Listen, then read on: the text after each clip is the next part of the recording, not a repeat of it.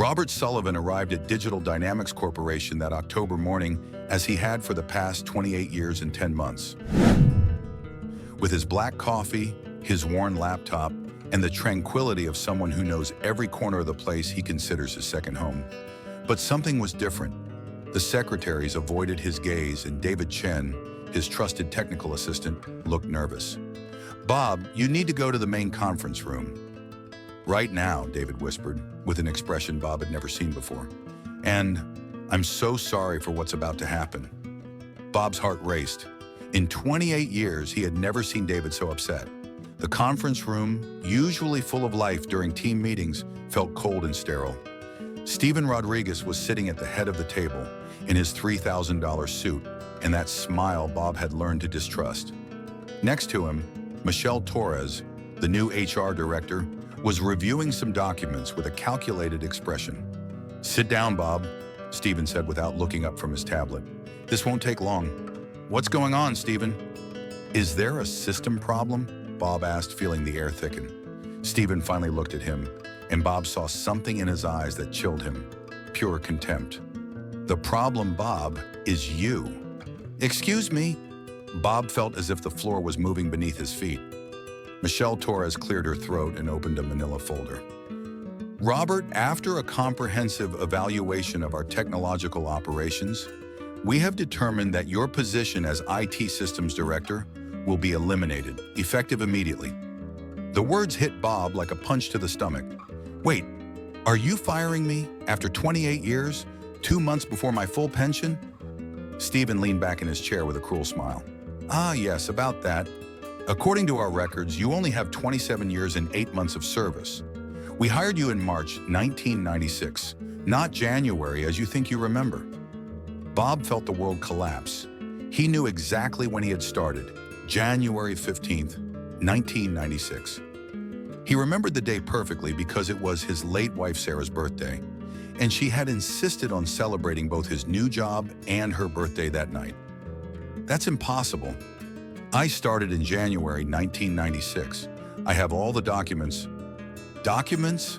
Steven laughed with disdain. "Bob, you're an old employee who's clearly losing his memory. Our official records are irrefutable." Blood rushed to Bob's head. In 3 decades of work, he had never felt such humiliation. "Old? Old?" Bob stood up abruptly. "I've kept this company running when you were still in diapers. I've worked weekends, vacations, sacrificed time with my family. And now it's time for you to retire," Steven interrupted coldly. "Technology has advanced, Bob. We need fresh blood, people who understand the future, not dinosaurs living in the past." Michelle Torres pushed the papers toward Bob. "Here's your termination package. Sign here, here, and here." As Bob reviewed the documents with trembling hands, he noticed something that left him frozen. In the upper right corner of the first paper, there was a partially erased handwritten note that read, "Operation Renewal. Target number 1 completed." "What is this?" Bob pointed to the note. "Operation Renewal?" Michelle tried to snatch the paper away, but Bob was faster. "Give that back to me right now." "No, this is a conspiracy. You've planned this." Bob felt a mixture of anger and horror. "Are there others? How many veteran employees are you going to renew?" Steven stood up, his facade of professionalism finally falling. "Listen carefully, Sullivan. You're going to sign those papers, take your little severance, and disappear. If you try to cause trouble, I'll make sure you never work in technology again in this city." That night, Bob was sitting in his suburban home's kitchen, surrounded by boxes of documents he had kept meticulously organized for decades. His daughter Jennifer had arrived from Chicago after receiving his desperate call. "Dad, this is incredible," Jennifer said, reviewing the original contracts. "It clearly says January 15th, 1996 here. You have 28 years and 10 months of service. In 2 months, you'd complete the 29 years for full pension." Bob found something else that left him breathless. A photograph from his first day's welcome party, with date and time clearly marked. January 15th, 1996, 6 p.m. Welcome to Bob Sullivan. "Jennifer, do you remember when your mother died? Steven Rodriguez attended the funeral. He shook my hand, told me the company was my family, that they would always take care of me. Jennifer hugged her father as he fought back tears. Dad, this isn't going to stay like this. They have to pay for what they did to you. Bob remembered Sandra Martinez. They had worked together for 15 years before she left the company to become a consultant. Sandra had always been fair, had defended employees when the previous administration tried to take advantage of them. With trembling hands, Bob dialed her number. Sandra, it's Bob Sullivan. I need your help. Something terrible has happened. Sandra listened to the whole story without interrupting. When Bob finished, there was a long, heavy silence. Bob, what you're describing isn't just immoral, it's federal fraud. And if my suspicions are correct, you're not the only target. What do you mean? I've heard rumors about Digital Dynamics. Other veteran employees have been fired under suspicious circumstances in the past 6 months. Margaret Thompson from accounting, James Wilson from sales, Patricia Davis from marketing, all with more than 25 years of service, all close to retirement. Bob's stomach contracted. Sandra, what can I do? Stephen threatened to destroy my reputation if I cause trouble. Bob, listen to me very carefully.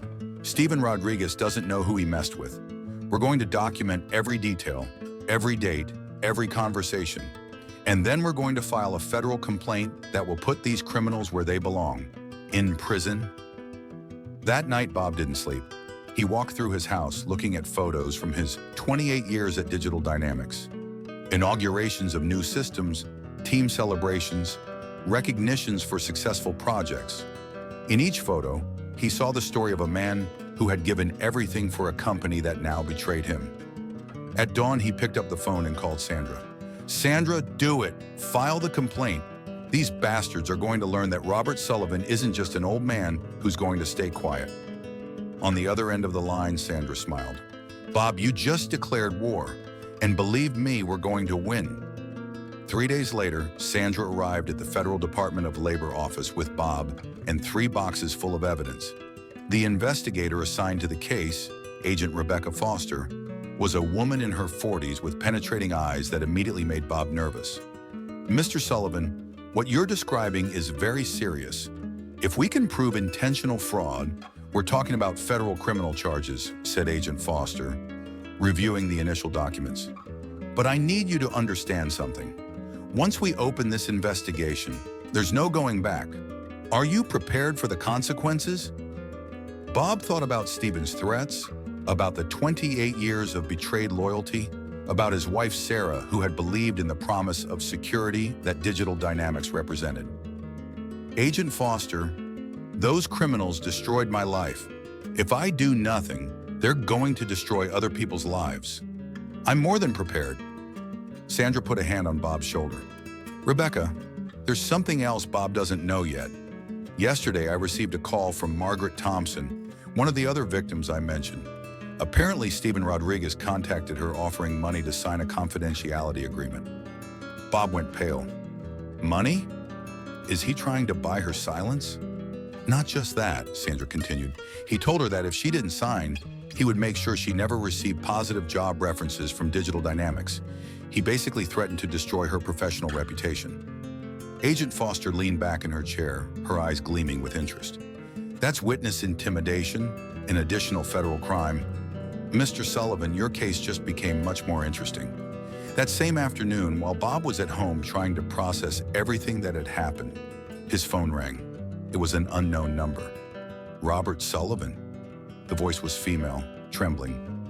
My name is Patricia Davis. I worked in marketing at Digital Dynamics until 4 months ago. Sandra Martinez gave me your number. Bob felt a chill. Hello, Patricia. Sandra mentioned your case. What can I do for you? Mr. Sullivan, I need to tell you something. Stephen Rodriguez didn't act alone. There are emails I saved because I knew something was wrong. Emails between Stephen and Michelle Torres, where they specifically talk about eliminating the costly elements from the company. Bob's hands began to tremble. What kind of emails?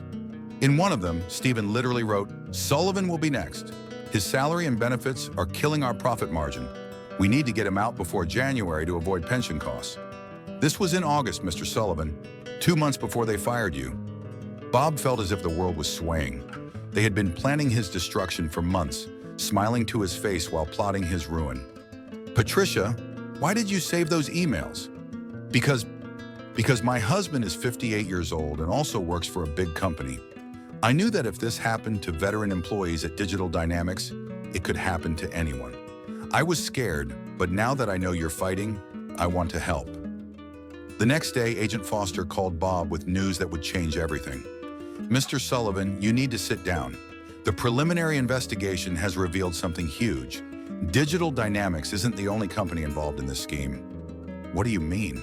"Steven Rodriguez and Michelle Torres have been consulting with a firm called Strategic Workforce Solutions.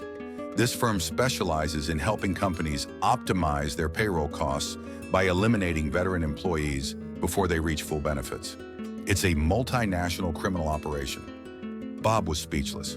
"Agent Foster, how many companies are involved?" "So far, we've identified 12 companies in 3 states. We're talking about hundreds of victims, millions of dollars in stolen benefits. Your case, Mr. Sullivan, has just become the tip of the iceberg of the largest federal investigation into employment benefit fraud in this state's history." That night, Jennifer called her father from Chicago, her voice full of emotion. "Dad, did you see the news? They're talking about your case on national channels. CNN, Fox News, everyone is covering the story. They're calling you the man who exposed the biggest corporate fraud of the decade." Bob was overwhelmed. In a matter of days, he had gone from being a fired employee to being the center of a massive federal investigation.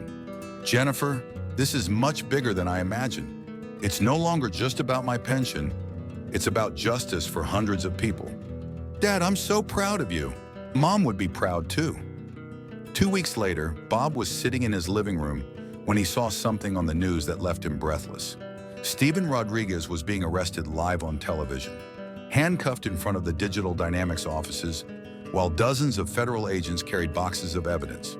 The on-screen reporter was saying, "Steven Rodriguez, former vice president of Digital Dynamics, faces 47 federal charges including wire fraud, conspiracy, and witness intimidation. If convicted on all charges, he could face up to 85 years in federal prison." Bob took the remote control and turned up the volume. The case began with a complaint from a single employee, Robert Sullivan, 63, who refused to accept an unfair dismissal. The investigation that followed has revealed a criminal network that affected more than 400 employees in 15 companies across 5 states. That night, Sandra called with the final news. "Bob, sit down. The federal prosecutor wants to make a deal. Steven Rodriguez is willing to confess to all charges in exchange for a reduced sentence. Michelle Torres already confessed and is cooperating fully with the investigation." What does that mean for the victims? It means all victims will receive full restitution. Your pension will be restored retroactively. You'll receive $320,000 in compensatory damages, and Digital Dynamics has agreed to pay $4.8 million into a restitution fund for all victims. Bob remained silent for a moment, processing the magnitude of what he had achieved. "Sandra, there's something I want to do with part of that compensation." "What do you have in mind?" "I want to establish a foundation, the Sarah Sullivan Foundation for Labor Justice, to help other employees facing age discrimination or benefit fraud, so no one else has to go through this alone." Sandra smiled on the other end of the line. "Bob, your wife would be incredibly proud.